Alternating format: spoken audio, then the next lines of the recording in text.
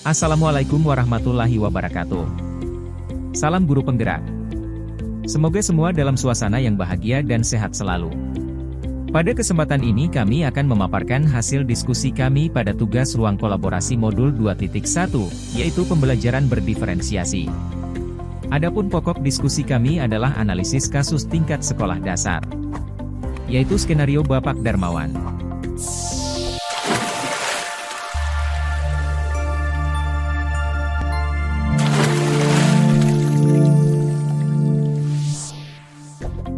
Sebelumnya perkenalkan dahulu, kami dari kelompok 1. Terdiri dari, Bapak Abdullah, bertugas sebagai penanya, Ibu Aina Hilwina, bertugas sebagai presenter, dan Bapak Wawan Junari yang bertanggung jawab sebagai moderator. Kami adalah calon guru penggerak Angkatan 11 Kabupaten Pekalongan, Jawa Tengah. Kami dibimbing oleh fasilitator hebat, yaitu Ibu Siti Munirohatin. Dan juga ada pengajar praktik yang luar biasa, yaitu Bapak Muhammad Rifai. Beliau berdua adalah orang-orang hebat yang membimbing kami dalam pendidikan guru penggerak ini. Adapun tujuan pembelajaran dari diskusi ini adalah calon guru penggerak dapat melakukan refleksi kolaboratif untuk menganalisis implementasi pembelajaran berdiferensiasi. Berikut skenario yang akan kami analisis. Situasi 2. SD. Pak Darmawan adalah guru sekolah dasar. Minggu depan, ia akan mengajar murid-muridnya materi tentang cara kerja salah satu sistem organ tubuh manusia, yaitu sistem organ pencernaan. Saat merencanakan pembelajaran, Pak Darmawan mempersiapkan beberapa sumber belajar yang menurutnya akan membantu murid-muridnya belajar sesuai dengan kebutuhannya. Sumber daya belajar yang ia siapkan diantaranya adalah 1. Sebuah poster diagram yang menunjukkan bagian-bagian organ pencernaan yang dipinjam dari perpustakaan. 2. Berbagai bacaan yang memuat pembahasan tentang bagaimana organ pencernaan bekerja dari beberapa sumber. Ada yang berupa 1. Beberapa buku bacaan dengan tingkat kesulitan berbeda-beda, yang juga ia pinjam dari perpustakaan, yang memuat informasi tentang cara kerja sistem organ pencernaan. 2. Artikel yang ia ambil dari majalah anak, kebetulan ada pembahasan tentang sistem pencernaan dengan bahasa yang lebih sederhana. 3. Komik sains milik salah satu muridnya. Di minggu sebelumnya, ia sudah menanyakan pada murid-muridnya apakah ada yang memiliki sumber belajar yang berhubungan dengan sistem organ pencernaan. Kebetulan, ada satu muridnya yang memiliki komik sains, dan diminta untuk membawanya ke sekolah. 3. Di kelas Pak Darmawan tidak ada komputer. Tetapi Pak Darmawan tetap mencoba mengunduh lewat handphonenya sebuah video singkat yang menjelaskan tentang bagaimana organ pencernaan bekerja. Video ini kemudian ia tonton sebelumnya, untuk memastikan isinya sesuai dan cocok dengan apa yang ia ingin anak-anak pahami, dan kemudian ia simpan di handphonenya tersebut. Rencananya, ia hanya akan menunjukkan video itu melalui handphone jika ada murid tertentu yang masih membutuhkan bantuan lebih. 4.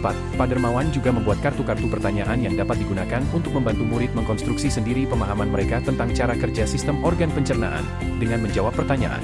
5. Pak Darmawan lalu mempersiapkan daftar kegiatan lengkap dengan instruksinya. Misalnya, 1. Membaca buku, artikel, komik, DSB. 2. Mengamati poster, diagram, mendiskusikannya, dan kemudian membuat ringkasan untuk menunjukkan pemahaman tentang isi poster tersebut. 3. Mewawancarai petugas UKS. 4. Menjawab kartu-kartu pertanyaan.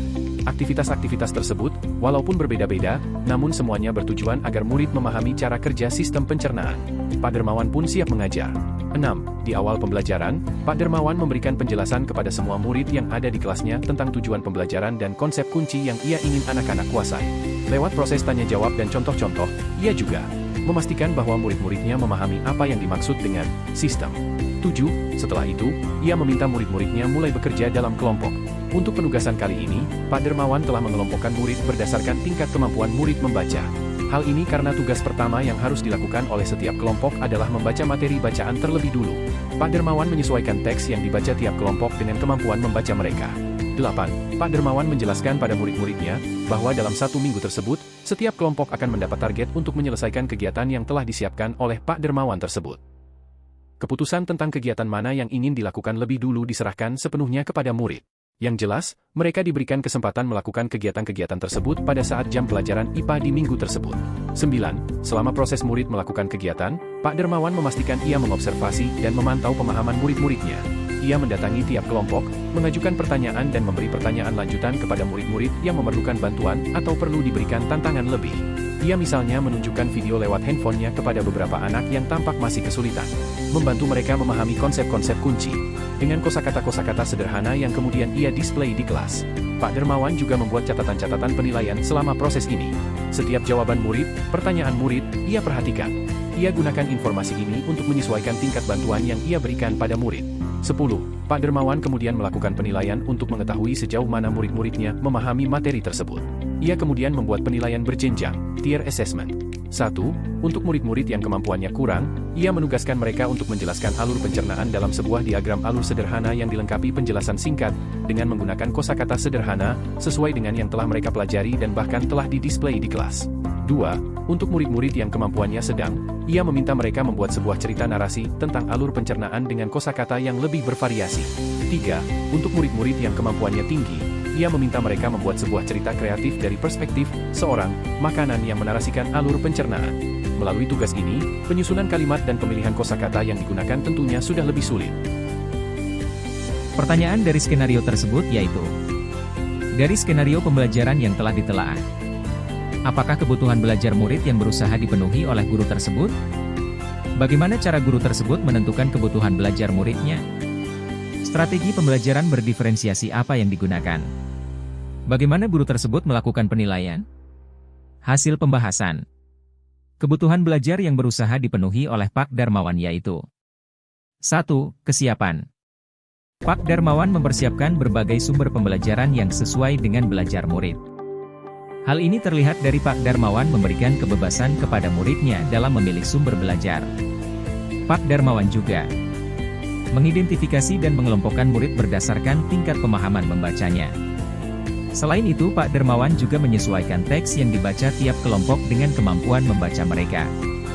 Kedua, minat belajar.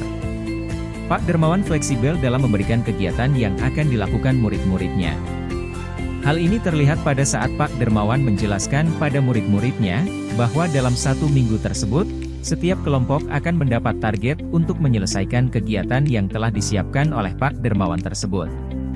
Keputusan tentang kegiatan mana yang ingin dilakukan lebih dulu diserahkan sepenuhnya kepada murid.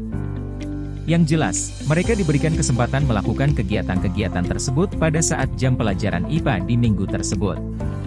Kemudian, proses pembelajaran disesuaikan dengan minat murid.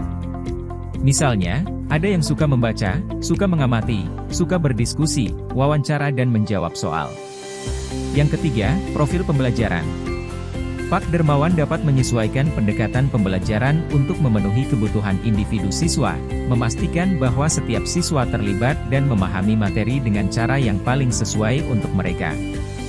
Hal ini terlihat adanya fasilitas sumber belajar yang sesuai dengan gaya belajar murid. Seperti gaya belajar visual dengan menggunakan poster, diagram, komik. Untuk gaya belajar audiovisual dengan video. Gaya belajar kinestik melalui wawancara petugas UKS dan kartu pertanyaan. Pertanyaan kedua. Bagaimana cara guru tersebut menentukan kebutuhan belajar muridnya? Pertama, Pak Darmawan menyediakan berbagai bacaan dengan tingkat kesulitan yang berbeda buku, artikel, dan komik untuk mengakomodasi berbagai tingkat kemampuan membaca siswa. Ini membantu siswa dengan berbagai kemampuan membaca untuk mengakses materi yang sesuai dengan tingkat mereka. Pak Darmawan memetakan kebutuhan murid dengan mengelompokkan murid berdasarkan kemampuan membaca. Kedua, Pak Darmawan melakukan observasi pengamatan pada setiap kelompok. Dan yang ketiga, Pak Darmawan melakukan interaksi secara langsung dengan murid.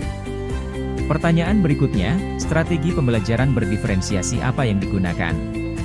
Strategi yang coba diterapkan Pak Darmawan meliputi diferensiasi konten, diferensiasi proses, dan diferensiasi produk. Pada diferensiasi konten, Pak Darmawan mempersiapkan berbagai macam sumber belajar yang sesuai dengan kebutuhan murid-muridnya, seperti poster diagram yang menunjukkan bagian-bagian organ pencernaan, video dan kartu pertanyaan serta berbagai bacaan yang memuat tentang materi organ pencernaan dari berbagai sumber. Untuk diferensiasi proses. 1. Pengelompokan berdasarkan kemampuan membaca. 2. Pak Darmawan memastikan ia mengobservasi dan memantau pemahaman murid-muridnya.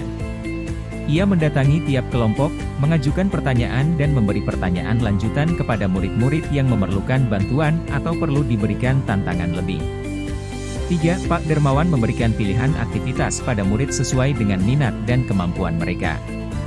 Sedangkan untuk diferensiasi produk, Untuk murid-murid yang kemampuannya kurang, ia menugaskan mereka untuk menjelaskan alur pencernaan dalam sebuah diagram alur sederhana yang dilengkapi penjelasan singkat, dengan menggunakan kosakata sederhana, sesuai dengan yang telah mereka pelajari dan bahkan telah didisplay di kelas.